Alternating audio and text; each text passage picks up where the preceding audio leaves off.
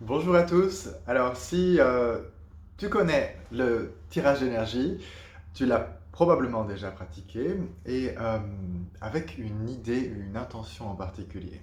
Souvent, ce qu'on propose et ce qui attire beaucoup de gens, c'est le tirage d'énergie pour créer plus d'argent, pour créer et permettre à ce que tu désires voir apparaître dans ta vie, eh bien, de se manifester, de se présenter plus rapidement. Et effectivement, c'est ce que ça permet de faire. Oui, et pour certaines personnes, c'est pas aussi efficace ou aussi rapide que ça. Alors pourquoi? Il y a trois raisons. La première raison, c'est que la plupart des gens se focalisent sur ce qu'ils désirent obtenir et uniquement ça. Et c'est pas le but du tirage d'énergie. Le but du tirage d'énergie, c'est de nous mettre en connexion et en congruence, en compatibilité énergétique, bien sûr, avec ce que l'on désire voir apparaître dans notre vie. C'est d'avoir de la clarté. Mais pour pouvoir recevoir davantage de ce que l'on désire, on, on doit se débarrasser des barrages, des limitations, des points de vue et des attentes qu'on a par rapport à ça.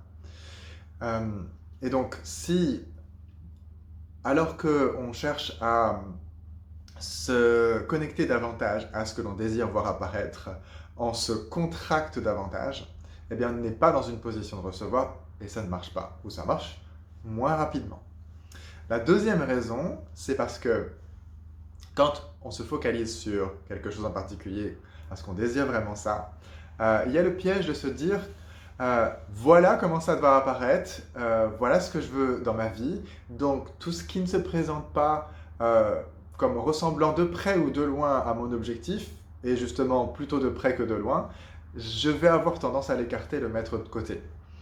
Et ça, c'est l'erreur de regarder l'apparence des choses plutôt que de regarder à l'énergie des choses.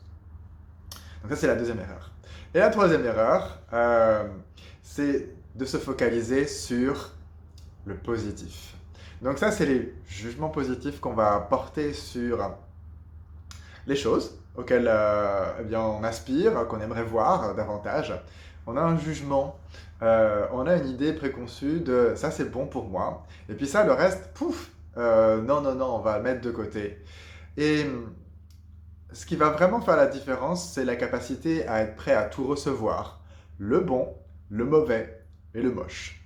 Il y a un mantra qui est le mantra, parce qu'il n'y en a qu'un dans Access, euh, qui est super connu et qui se trouve sur à peu près tous les manuels et puis qui se trouve sur les sites d'Access et vos publications. Si vous êtes un facilitateur d'Access, j'espère pour vous, c'est vraiment quelque chose d'utile.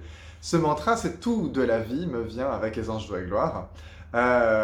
Tout implique tout.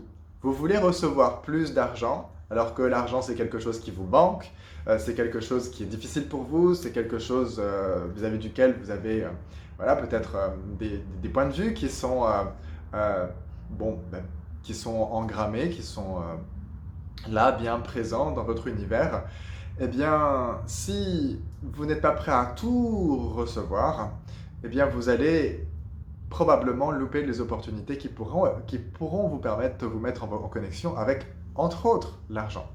Donc, pour recevoir quelque chose en particulier, que ce soit l'argent, les relations, avoir plus de paix, le bien-être avec votre corps, plus d'aisance, la facilité, etc., vous devez recevoir le positif, le négatif et le indéfini, bizarre truc entre les deux.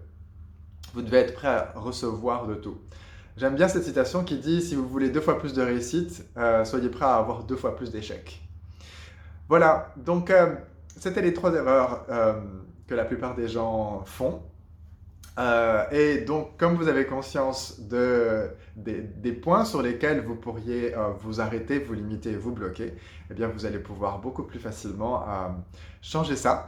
En tout cas, je l'espère et merci d'avoir regardé. À bientôt!